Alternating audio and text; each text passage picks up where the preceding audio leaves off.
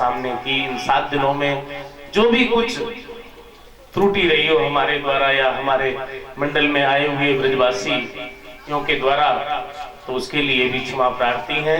और सज्जनों, ये परिवार है हमारा रमेश सिंह जी कुशवाहा और उनके परिजन, जिनके द्वारा ये यज्ञ चल रहा है। ये चतुर्थ महामहोत्सव है, चौथा महामहोत्सव है, चौथी बार हो रहा है यहाँ पर।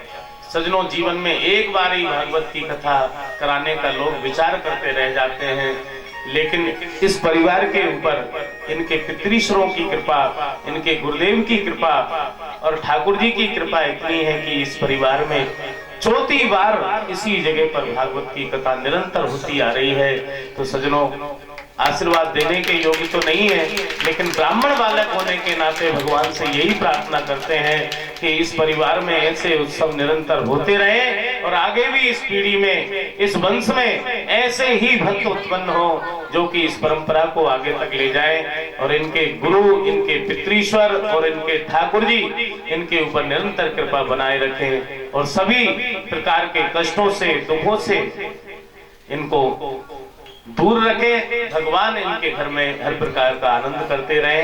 जितने भी श्रोता 7 दिन तक जिन्होंने यहाँ पर सहयोग किया, सुना प्रत्यक्ष या अप्रत्यक्ष रूप में, वो भी सब भगवान की, ठाकुर जी की कृपा के पात्र हैं। आप सभी के जीवन में उत्साह हो, भगवान के चरणों में रति और मति आप सभी की बनी रहे। सज्जनों, भगवान द्वारकाधीश गोवर्धन नाथ आप सभी के जीवन में भक्ति प्रदान करें, जब तक आपका जीवन रहे और जीवन के बाद आपके परिवार में भी भक्त ही जन्म लें, सत्य के मार्ग पर आप सभी चलते रहें।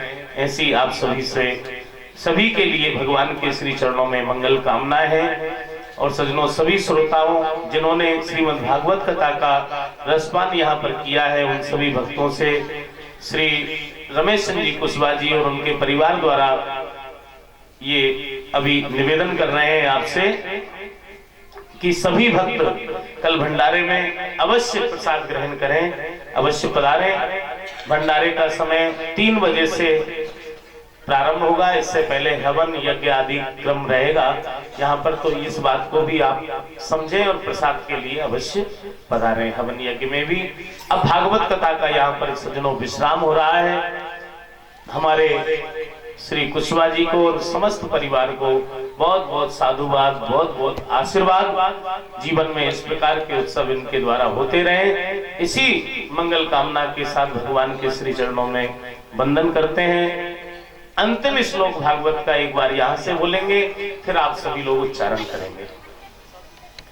नाम संकीर्तनम यस्य, नाम संकीर्तनम यस्य, सर्वपाप प्रणाशनम, सर्वपाप प्रणाशनम, प्रणामो दुख शमनः, प्रणामो दुख शमनः, तम नमामि हरिं परम, तम नमामि हरिं परम। अंत में जिनका नाम संकीर्तन सभी पापों का नाश करता है और जिनको किए गए प्रणाम सभी दुखों को शांत करते हैं, उन परमात्मा श्री हरि को हम सभी भक्त प्रणाम करते हैं और बार बार यही प्रार्थना करते हैं कि प्रभु जीवन में जो अब सौभाग्य प्राप्त हुआ है, ऐसा जीवन में बार बार हम सभी को ये सौभाग्य प्राप्त होता रहे, आपकी कथा को सुनते रहे।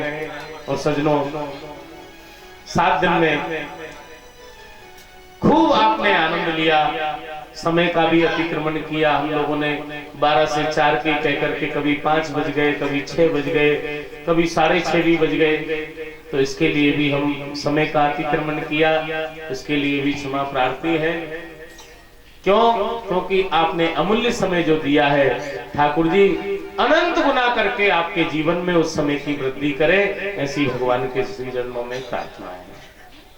तो आइए अब वाणी को विराम देते हैं। सुखदेव जी का पूजन हमारे श्री कुशवाहा जी कर रहे हैं, इसके बाद जिनका भाव है वो भी भागवत जी का पूजन करेंगे और इसके पश्चात एक छोटी सी होली का भी यहाँ पर आयोजन रखा गया, उसका भी उत्सव हम मनाएंगे और बड़े भाव से हम सभी लोग भागवत भगवान को प्रणाम करते हुए सभी भक्तों को जय श्री राधे, जय श्री कृष्ण 3 बार हाथ ऊंचे करके सभी जय जय श्री राधे करेंगे। जय जय श्री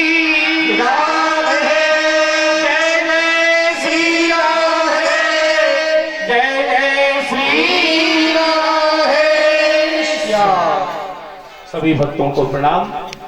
ठाकुर जी के चरणों में अपनी वाणी को निवेदित करते हुए वाणी को विश्राम देते हुए जय श्री राधे, जय श्री कृष्ण।